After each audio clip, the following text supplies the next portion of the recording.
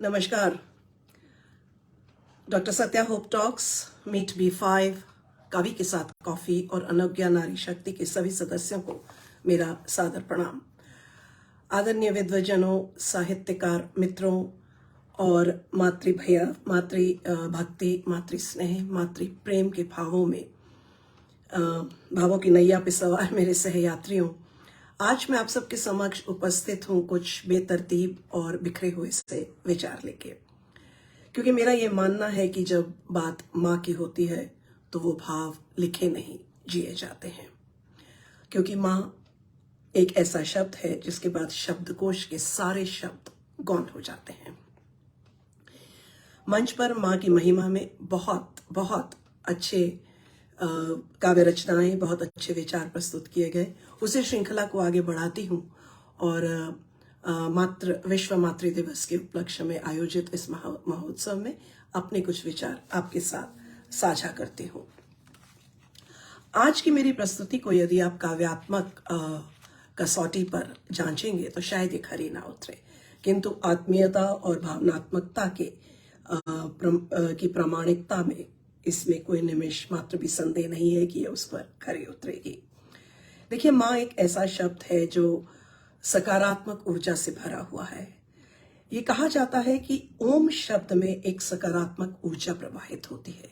इसीलिए जब एक नवजात शिशु का जन्म होता है तो उसके कान में ये शब्द बोला जाता है। घर का कोई बड़ा, घर का कोई वृद्ध सदस्य, कोई आदरणीय सदस्य, कोई माननीय सदस्य नवजात शिशु के कान में ये शब्द बोलता है ओम।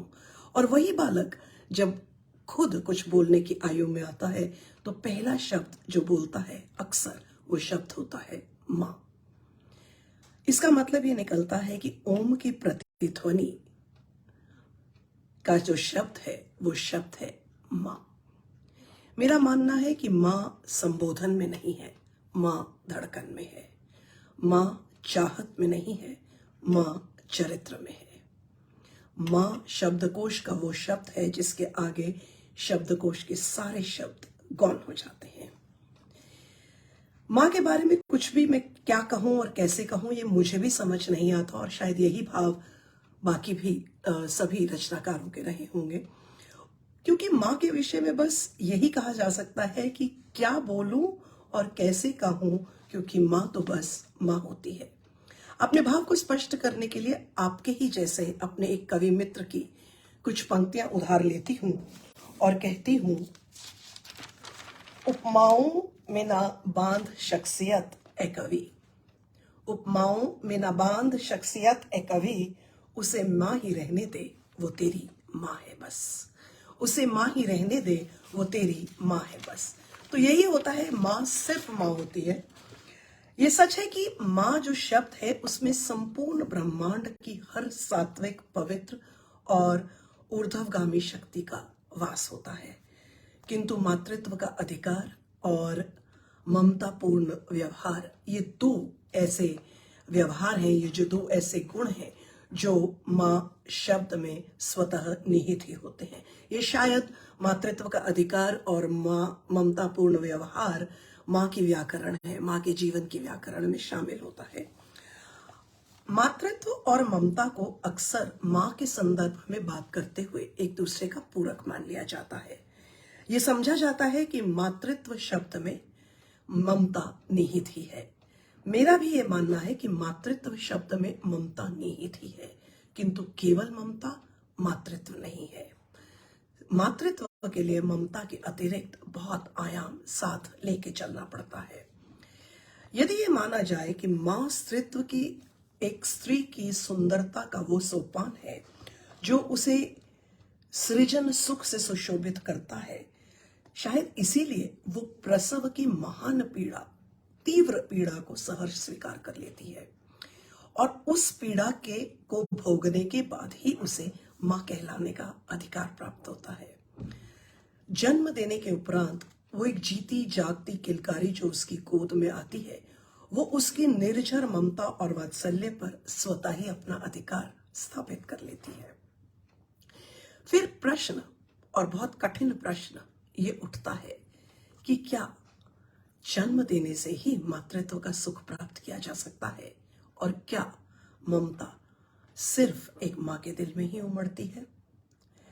आप सब विद्वजन ये जानते हैं कि भारत की आध्यात्मिक यात्रा में श्री कृष्ण की मां के रूप में यशोदा को जितना याद किया जाता है, उतना उनकी जननी उनको जन्म देने वाली मां देवकी को नहीं याद किया जाता। वैसे ही जो हमारे श्री गणेश भगवान हैं, उन्हें लक्ष्मी मां का दत्तक पुत्र माना गया। वो दत्तक पुत्र थे लक्ष्मी मां के। और फिर मदर टेरेसा भी बिना जन्म दिए ही कितने ही बालकों की मदर कहलाई।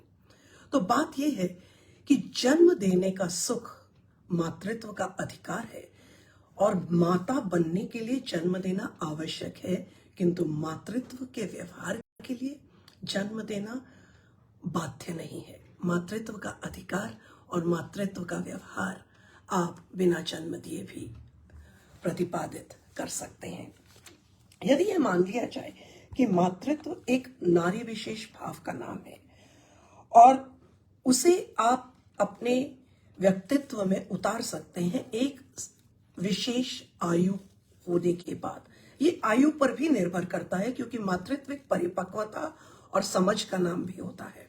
मैं आपको अपने व्यक्तिगत उदाहरण से एक बात देती हूँ कि आज से कुछ बरस पूर्व, अगर आपको याद होगा कि श्रीलंका में एक आतंकवादी हमला हुआ था गुड फ्राइडे के दिन, जिसमें चर्च में बम विस्फोट किया गया और बहुत जो वहाँ पे चर्च में प्रार्थना करने आए लोग थे वो मारे गए। उन लोगों में बहुत बच्चों की भी संख्या शामिल थी। पूरी की पूरी बस्तियां उजड़ गई थी उस एक आतंकवादी हमले में। उस दिन संयोगवश मैं भी श्रीलंका में थी। मेरे पति उस वक्त श्रीलंका में कार्यरत थे और हम उस आतंकी हमले के बहुत पास हमारा निवास था। किंतु लंबी बात ना करते हुए ये कहना चाहूंगी कि जब 3-4 दिन बाद सिचुएशन थोड़ी सुधरी, जब हालात में थोड़ी सुधार आए, तो हमारी बिल्डिंग में काम करने वाली एक हाउसकीपर वापस आई। वो काम करने के लिए वापस आई और उन्हीं की बस्ती में था वो गिरजाघर जहां पे सबसे ज्यादा नुकसान हुआ था। जब ऐसी बात हुई तो उनसे ये स्वतः पूछा गया कि आप इस हालात में इतनी जल्दी काम पर क्यों आए हैं। उनके प्रति संवेदना भी थी, उनके प्रति सांत्वना का भाव भी था और उन्होंने, वो अंग्रेजी में बात कर सकती थी और उसी भाषा में उन्होंने हमें ये समझाने का प्रयास किया कि पहले मैं सिर्फ अपने और अपने बच्चों के लिए कमाती थी, आज मेरी बस्ती में बिना बच्चों के माँ बाप हैं और बिना माँ बाप के बच्चे हैं। अगर हम घर से नहीं निकले तो हम अपनी बस्ती को दोबारा कैसे स्थापित करेंगे, कैसे बसाएंगे। 3-4 दिन के बाद भारतीय दूतावास के माध्यम से जब हम उस बस्ती में गए तो हमने देखा कि पादरी ने भी उन लोगों को सांत्वना स्वरूप ये कहा था कि नए परिवार अब गढ़ने होंगे।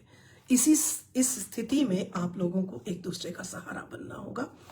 परिवार से उनका अभिप्राय यह नहीं था कि जहां पति पत्नी का संबंध नहीं है वहां पति पत्नी हो, लेकिन बच्चों को माता पिता या बच्चों को मातृत्व का अधिकार, पितृत्व का अधिकार देने के लिए उन्होंने बस्ती के लोगों से प्रार्थना अवश्य की थी। और आज भी कुछ समय पहले तक हम उन लोगों के साथ, उस हाउसकीपर के साथ संपर्क में थे, तो उसने ये बताया कि जीवन पहले जैसा नहीं है, लेकिन जीवन उतना बुरा भी नहीं है जितना सोचा गया था। ये है मातृत्व। मैं कदापि ये नहीं कहती कि सामाजिक मान्यताओं की अवहेलना होनी चाहिए। विवाह के पवित्र बंधन के बाद ही संतति का जन्म मां को मातृत्व की गरिमा प्रदान करने में सक्षम है, किंतु यह भी हमारे समाज की विडंबना ही है कि इस समाज में निसंतान दंपत्ति और अनाथ बालकों की संख्या में कोई कमी नहीं है। सोचना यह है कि मातृत्व को जन्म देने के अध्याय के साथ जोड़ना क्या अनाथ बालकों के साथ अन्याय करना नहीं है। मेरा मानना है कि मातृत्व एक ऐसा निश्चल प्रेम का भाव है जिसमें आयु के साथ एक समझ और एक स्त्री की संरचना में निहित एक समर्पण का भाव दोनों ही निहित होते हैं। ये सामंजस्य है परिपक्वता और समर्पण का, एक ऐसा अद्भुत सामंजस्य जो स्त्री को अपने से ऊपर, मां को अपने से ऊपर अपने बच्चे को समझने का अधिकार, समझने का बोध प्रदान कर देता है और इसके लिए कोई विशेष प्रयास नहीं करना पड़ता। लेकिन यदि देखा जाए, ये आपने अपने अध्यात्म में, अपनी कथाओं में, अपनी गाथाओं में बहुत बार सुना होगा कि ऐसा बहुत बार होता है कि एक छोटे बालक को देख के एक माँ के आंचल में दूध उतर आता है। ऐसा आपने बहुत बार सुना होगा कि एक निसंतान दंपत्ति ने एक बालक अडॉप्ट कर लिया, एक बालक को गोद ले लिया और फिर उनकी अपनी संतान हो गई, क्योंकि मातृत्व एक भाव का नाम है। मातृत्व एक ऐसी पवित्र निर्झर धारा है जो सिर्फ एक माँ समझ सकती है और एक नारी समझ सकती है। नारी इसलिए क्योंकि आगे चल के उसे माँ बनने का अधिकार है, और माँ इसलिए क्योंकि वो माँ बन चुकी है। मैं ये मानती हूं कि मातृत्व और ममता दोनों अलग अलग चीजें हैं। मातृत्व में ममता का पूर्णतः समावेश होना आवश्यक है, किंतु ममता जहां अकेली हो वो मातृत्व होने की बात नहीं कर सकती। मातृत्व एक जिम्मेदारी का नाम है और ममता सिर्फ मोह का। मातृत्व जब स्टेशन पर अपने बालक को या अपने पुत्र पुत्री को विदा करने जाता है, उनको पढ़ाई के लिए भेजता है या कर्म क्षेत्र के लिए भेजता है, तो वो वहां खड़ा होकर मातृत्व आंसू नहीं बहाता, वो घर आने की प्रतीक्षा करता है। लेकिन ममता अपने अश्रों पे अंकुश लगा ही नहीं पाती, वो समझ ही नहीं पाती। ममता बालक को रोकना चाहती है या उसके साथ जाना चाहती है। मातृत्व एक समझ और समर्पण का भाव है। ममता वो असीम दौलत और वो असीम निर्झर स्नेह का वो भंडार है जिसको यदि अमातृत्व का अंकुश न लगाया गया तो समाज में एक सुसंकृत और एक संस्कारवान और एक विवेकवान संतति और सामाजिक नागरिक हम दे ही नहीं पाएंगे। ये ममता का ही भाव है जो आज मां को विवश कर देता है अपने बालक की हर बात मानने के लिए। मेरी मां कहा करती थी कि ममता मां को गलत काम करने के लिए भी मजबूर कर सकती है और मातृत्व उसको सही काम करने की तरफ ही प्रेरित करता है। इतना बड़ा भेद है मातृत्व और ममता में। और आज हमारे समाज में ममता और मातृत्व दोनों के ही आयाम बदल रहे हैं। आप सभी जानते हैं कि आज के युवा दंपति माता पिता नहीं बनना चाहते। उसके पीछे भी शायद एक यही सोच है कि वो इस जिम्मेदारी से भागते हैं, वो इस समर्पण के भाव से घबराते हैं। मेरा मानना है कि समर्पण का जन्म होता है सुरक्षा की भावना से।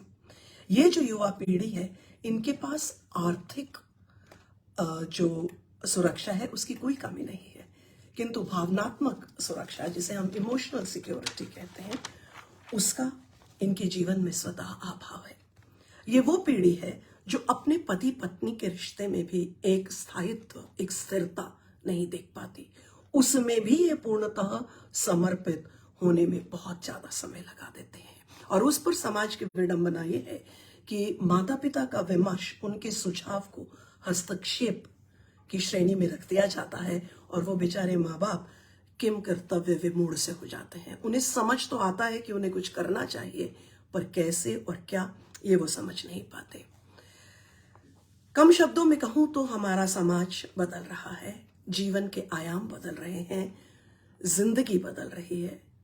और जो माँ थी, जो हमारी माँ की एक छवि थी, जो हम फिल्मों में देखते थे, या जिस छवि को देख के मैं और आप और हमारी पीढ़ी बड़ी हुई है, वो छवि बदल रही है। कोविड के दिनों में आप सभी ने देखा होगा कि एक ट्रैफिक लाइट पे एक पुलिस अफसर माँ अपने बच्चे को साथ लेके गई थी। आपने देखा होगा कि एक आईएएस ऑफिसर जो कि अपनी ड्यूटी पे थी, वो भी अपने बालक को साथ लेके आई थी। और ये आम एक दृश्य देखने को मिलता है कि जो मजदूर माँ होती है, वो तो अक्सर अपने बच्चे को अपनी पीठ पे, अपने पेट पर बांधकर अपना काम करती रहती है। तो आज जब नारी को अपने कर्म क्षेत्र पर निकलना पड़ रहा है, उसको अपनी आर्थिक सुरक्षा के बारे में सोचना पड़ रहा है, तो मातृत्व के आयाम बदल रहे हैं। मैं ये नहीं कह रही कि ये अच्छा है या बुरा है, मैं सिर्फ ये बता रही हूँ कि मातृत्व की वो निर्धारित आयाम जो मैं और आप जानते, समझते और शायद जीते आए हैं वो बदल रहे हैं। और आज समाज को कुछ ऐसी चुनौतियां मिल रही हैं जिनमें हमें मातृत्व के संदर्भ में नए चिंतन की आवश्यकता है। क्या होगा वो चिंतन ये तो मैं नहीं जानती, लेकिन साथ रहेंगे तो शायद उस चिंतन तक पर भी पहुंचेंगे। अपनी बात को आगे बढ़ाती हूं कि आप सभी को माँ की ममता, उसका स्नेह, उसका अविरल प्रेम, उसकी जिम्मेदारी का भाव, उसकी पावनता, पवित्रता, गरिमा, इस सब के विषय में मालूम है। हम सब जानते हैं क्योंकि हम माँ भी हैं और हमने अपने जीवन में माँ का सुख भी भोगा है। इसलिए उस संदर्भ में बात ना करते हुए मैं उस तरफ चाहूंगी जहां एक नव समाज के चिंतन को जाना चाहिए। आज हम सब एकत्र हुए हैं विश्व मातृ दिवस के लिए। समाज के आयाम बदल रहे हैं, मातृत्व के संदर्भ बदल रहे हैं और ऐसे में सोचना यह है कि आगे क्या करना होगा। मैं आह्वान कर रही हूं इस मंच से जुड़े पुरुष समुदाय की, मैं आह्वान कर रही हूं अपनी सखियों, बहनों और माताओं का, उनके परिवार में उनसे जुड़े पुरुष समाज को मैं आपसे ये निवेदन करना चाहती हूं कि आज के दिन, इस विश्व मातृ दिवस के दिन आप संकल्प लीजिए, 3 संकल्प। ये मेरा आपसे स्नेह निवेदन है, आप चाहें तो स्वीकार करें, पर मेरा मानना है कि आज के देश, आज जिस मोड़ पे हम अपने देश में खड़े हैं, पुरुष समाज की भागीदारी नए मातृत्व के संदर्भ को निर्मित करने में आवश्यक है। तो मैं आपसे निवेदन कर रही हूं, जो आप मेरे भाई, मेरे पुत्र तुल्य हैं, मेरे मित्र हैं, आप सभी से निवेदन कर रही हूं कि आप ये संकल्प लीजिए कि आप अपनी माँ के पास या मातृ स्वरूपा स्त्री के पास जितना समय कल देते थे उससे आज थोड़ा और देंगे और आने वाले कल में उससे थोड़ा और ज्यादा देंगे, क्योंकि आप जानते हैं कि आपकी माँ को या उस मातृ स्वरूपा स्त्री को आपसे सिर्फ आपके समय की अपेक्षा है, उसके अतिरिक्त उसे कुछ नहीं चाहिए। और उसी संदर्भ में मैं ये कहती हूं कि रहने दे मत गहने तोल, रहने दे मत गहने कोल, माँ के आगे मत तिजोरी खोल, रहने दे मत गहने खोल, माँ के आगे मत तिजोरी खोल, खर्च कर समय अनमोल, खर्च कर समय अनमोल, पास बैठ हृदय की गांठें खोल, पास बैठ हृदय की गांठें खोल, सत्य वचन कुछ मीठे बोल। बस इतना ही चाहिए आपकी माँ को। वादा कीजिए कि आप ये संकल्प पूरा करने की कोशिश करेंगे। दूसरा निवेदन मैं आपसे ये करने वाली हूं, और ये मैं सिर्फ पुरुष समाज से ही नहीं, अपनी बहनों से भी करूंगी, कि वादा कीजिए कि आप कभी भी भ्रूण परीक्षण और भ्रूण हत्या, इन 2 पापों के भागीदार नहीं बनेंगे। हम प्रत्यक्ष रूप से कभी भी यह स्वीकारते नहीं हैं कि यह हमारे अंदर एक अवधारणा है जिससे हम ये चाहते हैं कि अगर पता चल जाए तो अच्छा ही होगा। जब आप इस भाव को अपने मन में लाते हैं तो आने वाले शिशु के प्रति एक बायस, एक नेगेटिव फीलिंग आप अपने मन में पैदा कर चुके होते हैं। मैं पुरुष वर्ग से ये निवेदन अवश्य करूंगी, क्योंकि अक्सर पुरुष प्रधान समाज में पुरुष के ऊपर, पिता के ऊपर ही ये भार आ जाता है कि उसके ऊपर ही ये प्रेशर होता है, सोसाइटी का भी, समाज का भी और परिवार का भी, कि आपके वंश के लिए एक पुत्र होना आवश्यक है। आज हम उस देश में रहते हैं जहां की नारी विमान भी चला लेती है और जहां की नारी चंद्रमा तक जाने का साहस भी रखती है। हम उस देश में रह रहे हैं जिस देश में बेटियों ने अपने माता पिता को कोविड के अतिरिक्त भी, कोविड के समय में तो बहुत हुआ ये, अपने मृत माता पिता को मुखाग्नि देने का साहस भी बेटियां कर रही हैं। तो क्या कितनी प्रासंगिकता रह जाती है भ्रूण परीक्षण और भ्रूण हत्या की ऐसे समय में। आप सब मेरे मंच से जुड़े जितने मित्र हैं, आपके समुदाय में जितने भी डॉक्टर्स हैं, जितने भी मेडिकल पेशे से जुड़े लोग हैं और जितनी बेटियां हैं जो डॉक्टर बनने की तैयारी कर रही हैं, उनसे भी मैं ये निवेदन करूंगी कि इस भाव और इस पाप से दूर रहिए। तीसरा निवेदन जो मैं अपने पुरुष समाज से करूंगी कि वो इस बार इस विश्व मातृ दिवस पर संकल्प लें, वो ये कि यदि आपका कोई परिचित, आपका कोई सहकर्मी, आपका सेवक, आपका पुत्र या आपका जानने वाला अपने मातृ सेवा के भाव से अपने माता पिता के लिए, अपनी मां के लिए कुछ करना चाहे तो मन वचन कर्म से उसे शुभेच्छा दीजिए, उसको सहयोग दीजिए। अगर सेवक आपसे छुट्टी मांगता है तो उसे छुट्टी दीजिए। अगर सहकर्मी आपसे कहता है कि आज मुझे जल्दी जाना है तो उसका काम करने में आगे बढ़िए।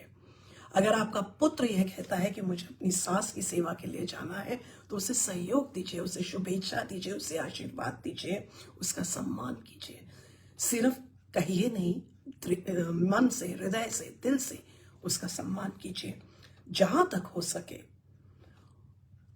इस व्यवहार को समाज में आगे बढ़ाने की प्रथा आपको और मुझे ही चलानी होगी।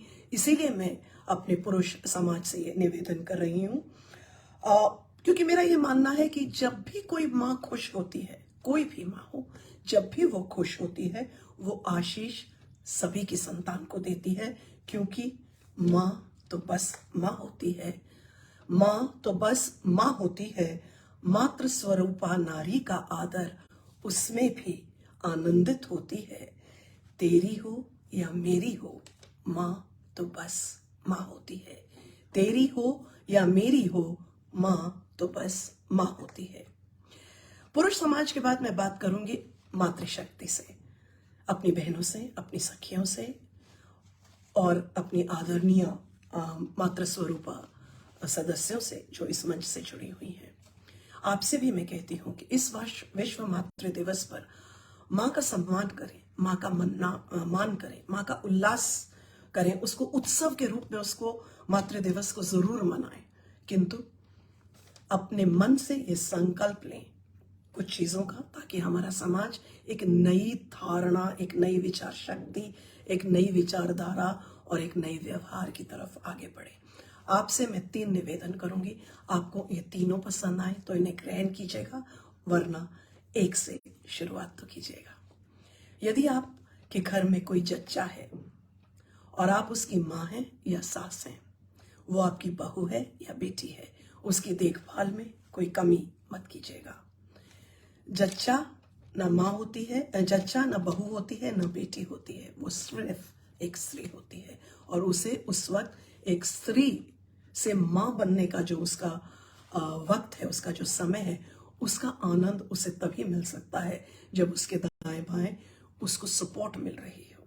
देखिए, डॉक्टर और महिला चिकित्सक अपना काम करते हैं, लेकिन माँ बच्चे को जन्म देने से पहले उसकी मनस्थिति क्या है, उसके मानसिक स्थिति क्या है, उसकी भावनात्मक और इमोशनल स्थिति क्या है, इससे भी बच्चे के वेलबींग पर, बच्चे के स्वास्थ्य पर बहुत असर पड़ता है। और ये मुझे आपको बताने की जरूरत नहीं है, गीता में, महाभारत में इसका आपको उदाहरण मिलता है। ये आप सब जानते हैं कि गर्भ में रहते हुए, इसीलिए हमारे यहाँ गर्भाधारण संस्कार का भी एक रस्म की जाती है, चाहे हम उसे गोद भराई कहें या गर्भधारण संस्कार कहें। ये इसी भाव से किया जाता है कि अब माँ के शरीर में एक जीवन जन्म ले रहा है, एक जीवन पल रहा है, तो उस जीवन की जो जीवन से जुड़ी जो भावनाएं हैं उनका सम्मान करना चाहिए। तो ये मेरा आपसे पहला निवेदन है। मेरा दूसरा निवेदन आपसे ये है कि जब वो जच्चा जन्म देती है तो जन्म लेने वाला नवजात शिशु, चाहे लड़का हो या लड़की, उसे सहर्ष स्वीकार कीजिए, उसे अपनी ममता और वात्सल्य से सराबोर कीजिए, उसकी परवरिश कीजिए, उसका लालन पालन कीजिए। परवरिश और लालन पालन के संदर्भ में मुझे अपनी माँ का एक कथन याद आता है। मेरी माँ कहा करती थी कि लहजा बता देता है कि बच्चे को पाला गया है या उसकी परवरिश की गई है। तो आप परवरिश वाली मातृत्व के भाव से लड़का हो या लड़की, दोनों को ही ईश्वर का वरदान मानिए। एक ऐसी अपॉर्चुनिटी मानिए, उसे अपने जीवन में आए एक ऐसे मौके के स्वरूप में लीजिए जिसमें ईश्वर ने आपको एक नए जीवन को, समाज का एक अच्छा नागरिक होने की आपको मौका दिया है। उसको बड़ा कीजिए, उसकी परवरिश कीजिए। तीसरा, और ये बात मैं सिर्फ मातृशक्ति, अपनी सखियों और अपनी बहनों से ही कह सकती हूं, क्योंकि अक्सर ये पाप हम महिलाएं ही करती हैं। अगर आपके पास कोई आपके आसपास, आपके परिचय में, आपके संपर्क में कोई निसंतान स्त्री है, मैं आपको पहले ही बता चुकी हूं कि समाज में निसंतान दंपत्ति की कमी नहीं है।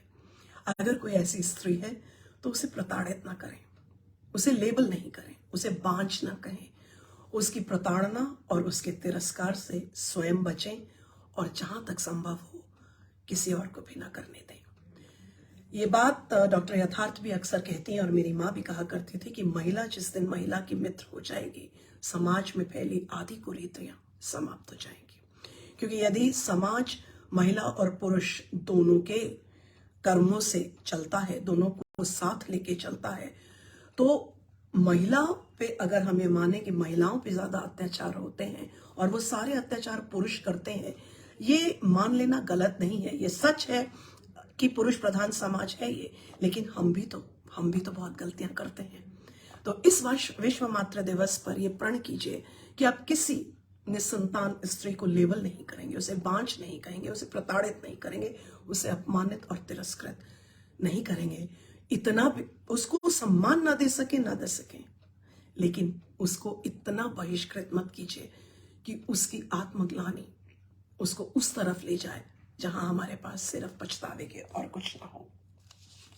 देखिए, आप सभी के जीवन में मातृत्व का सौंदर्य है और आपके व्यवहार में मातृत्व के सुप्रतिम गुण शामिल हैं। मेरे पास आपको बताने के लिए नया कुछ भी नहीं है। मैं भी आपके जैसी एक साधारण माँ हूं जिसने एक असाधारण पुत्र को जन्म दिया है, और हर माँ को अपने पुत्र पर गर्व होता है, अपनी संतान पर गर्व होता है, मुझे भी है। लेकिन मैं आपको ये कहूंगी कि माँ को अगर ईश्वर से ऊपर माना गया है तो उसका कोई कारण होगा। आप सभी जानते हैं कि हमारा अध्यात्म हमें बताता है कि नारायण को भी मातृभाव का आनंद लेने के लिए, मातृ सुख का आनंद लेने के लिए धरा पर पुरुष रूप में, मानव रूप में जन्म लेना पड़ा था। इसीलिए माँ को ईश्वर से भी ऊपर का दर्जा दिया जाता है।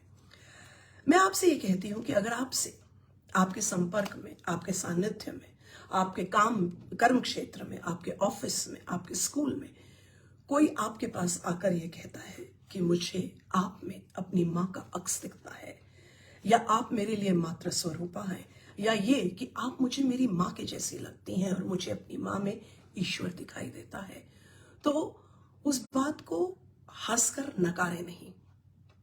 वो इसलिए कि आदर देने वाला आदर पाने वाले से ज्यादा सम्मानित होता है, लेकिन उसके आदर का निरादर करके हम उसको ठेस पहुंचा सकते हैं। सोच के देखिए कि यदि माँ ईश्वर से ऊपर है, तो जिस इंसान ने, जिस मनुष्य ने, जिस मानव ने आपसे आकर ये कहा है, उस आपके व्यवहार से, आपके गुणों से, आपकी छाया से उसके मन को कितनी शीतलता मिली होगी, उसके मन को कितनी शांति प्राप्त हुई होगी। उसने 1 मिनट में आपको फर्श से उठाकर अर्श पे बैठा दिया। 1 मिनट में उस इंसान ने आपको अपने मन के सबसे बड़े आसन पर बैठा दिया। अब बात ये उठती है कि ये कहा जाता है कि ये समाज का एक अपवाद है। ऐसा होता नहीं है। सगा पुत्र भी अपनी मां को मां कहने से डरता है। ये अपवाद है। मैं ये नहीं कह रही कि व्यवहारिकता के पटल पर मैं इसको, व्यवहारिकता के स्तर पे यदि इसे आंका जाए तो सावधानी बरतने की आवश्यकता शायद हो सकती है। मैं आपसे कहूंगी कि सावधानी जरूर बरतें, लेकिन संवेदनशीलता को तिलांजलि देकर नहीं। अपनी संवेदनशीलता को अपने साथ रखिए। अपने मातृत्व बोध पर भरोसा कीजिए। आपका मातृत्व बोध आपको गलत निर्णय नहीं लेने दे सकता। आपका जो मातृत्व बोध है वो आपको लज्जित अपमानित नहीं होने देगा। और यदि आप मेरी बात से सहमत हैं तो आगे बढ़िएगा।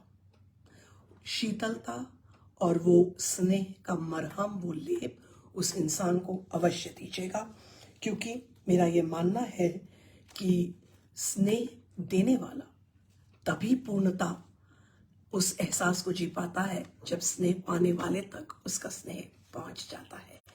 मेरी माँ ये बात अक्सर कहा करती थी कि शब्दों की प्रतिस्पर्धा मौन से नहीं हुआ करती, भावनाओं की कोलाहल से होती है। मेरी माँ ये कहती थी कि भावनाएं निकास चाहती हैं, भावनाएं शब्दों के माध्यम से निकास चाहती हैं। तो मैं भी आपको ये आमंत्रण दे रही हूं कि जब आप अपने आप को ऐसी स्थिति में पाएं तो अपनी भावनाओं को मातृत्व के अंकुश में निकास दीजिए, लुटाइए अपना ममता और वात्सल्य दीजिए, लगाइए वो स्नेह की मरहम, क्योंकि वो एक इंसान को इतना सुख दे सकती है जिसकी अभिव्यक्ति शब्दों में करना शायद कठिन हो। अपनी बात को समाप्त करने से पहले मैं दो अलग भावों की से सुसज्जित, ये दो अलग भाव हैं जिनसे सुसज्जित चार पंक्तियां आपको सौंपूंगी।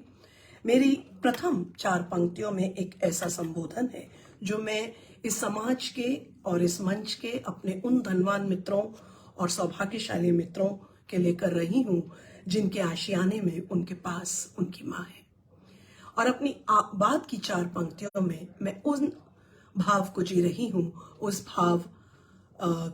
मैं उस भाव से आपके साथ पहुंचने की कोशिश कर रही हूं जिसमें हम अपनी माँ को अपनी यादों में जिंदा रखते हैं, वो हमारी यादों में हमेशा के लिए अमर रहती है। तो लीजिए मैं सौंपती हूं पहली 4 पंक्तियां आपको। चांद को तश्तरी में उतार देती थी माँ, चांद को तश्तरी में उतार देती थी माँ, जिद्दी बच्चे को खूब बहलाती थी माँ, जिद्दी बच्चे को खूब बहलाती थी माँ, दिल बहलाने को फिर कोई बहाना ढूंढ ले, दिल बहलाने को फिर कोई बहाना ढूंढ ले, ए कवि जो माँ है तेरे पास तो उसके आंचल में अपना खजाना ढूंढ ले, ए कवि जो माँ है तेरे पास तो उसके आंचल में अपना खजाना ढूंढ ले। अपने अंतिम 4 पंक्तियों में मैं अपना निजी भाव और अपना निजी सत्य आप तक प्रेषित कर रही हूं, सुनिएगा। तिजारत परस्त है ये दुनिया, तिजारत परस्त है ये दुनिया, ममता का मोल बताऊं किसे, तिजारत परस्त है ये दुनिया, ममता का मोल बताऊं किसे, नहीं थी मेरे पास माँ के उंगलियों की शिफा, नहीं थी मेरे पास माँ की उंगलियों की शिफा, उस मरहम की कीमत मुझसे पूछो, उस मरहम की कीमत मुझसे पूछो, मैंने दिल के टांकों में सिल रखी है अपनी माँ, मैंने दिल के टांकों में सिल रखी है अपनी माँ। अपने रुंधे हुए गले और नम आंखों के लिए आज मैं आपसे क्षमा नहीं मांगूंगी, क्योंकि बात चल रही है माँ की। इस पटल की गरिमा यही है कि मैं अब अपनी वाणी को विराम दूं और जाने से पहले इस पटल के माध्यम से मैं विश्व की संपूर्ण मातृशक्ति को नमन करती हूँ, मंच के सदस्यों को नमन करती हूँ, आपके गरिमामयी मातृत्व के लिए आपको बधाई देती हूँ और अपनी दिवंगत माँ को श्रद्धांजलि देते हुए अपनी वाणी को विराम देती हूँ। नमस्कार।